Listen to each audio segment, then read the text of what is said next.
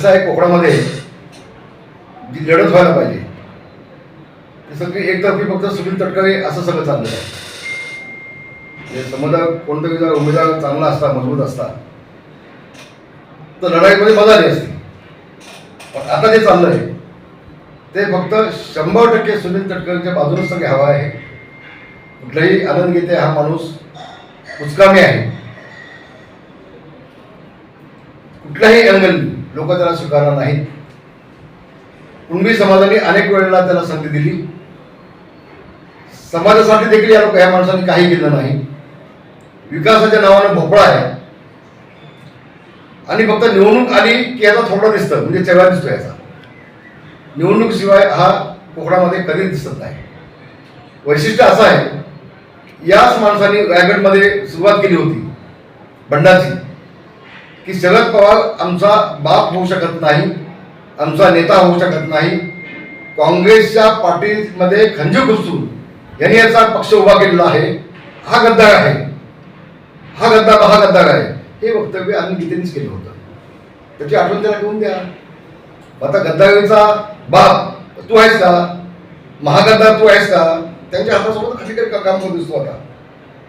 तो ज्याला गुण नाही, जो लोटासारखा फिरतो फक्त, अशा माणसाला कोकणातला माणूस खायला देणार नाही. उचकामी आहे. विकासाच्या नावानं काही नाही. 6-7 वेळा निवडून आला, 3 वेळा मंत्री झाला, एखादा उद्योग नाही, समाजाची 50-100 मुलं कामाला लावली नाही.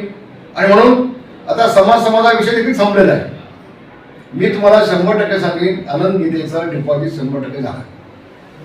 त्याला कोणी उभं करणार नाही.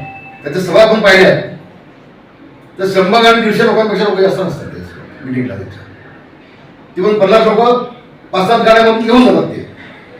अशी आज अवस्था आहे. लोकांनी त्याला नाकारलेलं आहे. मागच्या निवडणुकीमध्ये तर पडलेलं आहे. पण आता आनंद गीतेचा डिपॉझिट घालवण्याची जबाबदारी मी घेतलेली आहे. तटकरे साहेबांना मी विनंती केलेली आहे. पण यांनी पैसे कमवण्याचे आहेत कुठे यायचे? आम्ही तर मुंबईमध्ये कन्स्ट्रक्शन करतोय. आम्ही आमच्या घामाचे पैसे आहेत, आमच्या हक्काचे पैसे आहेत, आमचे बांधकामाचे पैसे आहेत, आमचे दारूचे मटक्याचे आडे नाही आहेत. त्याला सांगा. आणि काल पण तुला मदत केली तेव्हा तुला लाज वाटली नाही? माझी मदत घ्या ना. तेव्हा तुला लाज वाटली नाही? आणि म्हणून मी आपल्याला एवढं सांगेन, आम्ही जी कामं केलीत त्या कामाच्या ताकदीवर आम्ही मदत मागतोय. आनंद गीतेने सांगावं, मी हा विकास केला म्हणून मला मदत द्या. तू सांगू शकेल? मी 7 वेळा निवडून आलो, इतक्या वेळेला मी मंत्री झालो 3दा, ही कामं मी केली, हे उद्योग मी आणले, इतक्या बेरोजगारांच्या हाताला काम दिला म्हणून मला मदत द्या, असं आनंद गीते सांगू शकतो? नाही सांगू शकतो. मग तुला मतं कशासाठी द्यायची ते तर सांग. आता 6 वेळा निवडून आलास, 3 वेळा मंत्री झालास, तू काय काम केलं असेल दाखव. बाप दाखवत सांगते का? मी आपल्याला सांगतो, मी तटकरे साहेबांना विनंती केली की साहेब मला कोयनेचं पाणी समजा कोकणामध्ये आणायचं आहे. यासाठी कॅबिनेटचा निर्णय झाला होता. कॅबिनेटने महाराष्ट्र शासनाने तो प्रस्ताव दिल्लीमध्ये पाठवला होता. दिल्लीने सल्लागार समिती नेमण्यासाठी परवानगी दिलेली आहे. आता शेवटच्या कॅबिनेटमध्ये त्याला सर्वे करण्यासाठी पैसा देखील दिलेला आहे. जवळजवळ सुरुवातीला 5 ते 6 हजार कोटी लागतील. आणि एकदा कोयनेचं पाणी आपल्या प्रत्येक गावामध्ये आलं तर आम्हाला 2 वेळा 3 वेळेला आम्हाला शेती पीक करता येईल, आम्हाला बागायती करता येतील, आमचं शेतकरी स्थान होईल. आणि हे काम मला विश्वास आहे दिल्लीतला केंद्रातला निधी आणण्यासाठी आमचे सुनील तटकरे 100% निधी आणतील. मला विश्वास आहे. त्यांची कामाची पद्धत मी पाहिली जवळनं.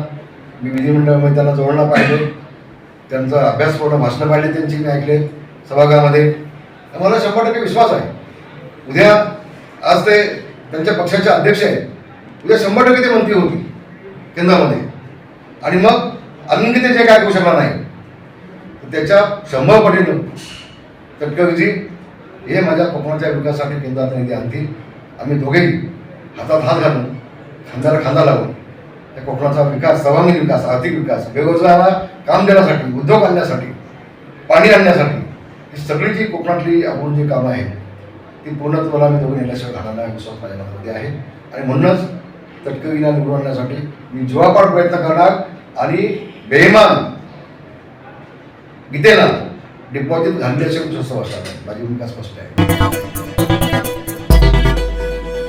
टाइम्स डिजिटलला लाईक करा, सबस्क्राईब करा, शेअर करा आणि बेल आयकॉन दाबायला विसरू नका. पाहत राहा टाइम्स डिजिटल.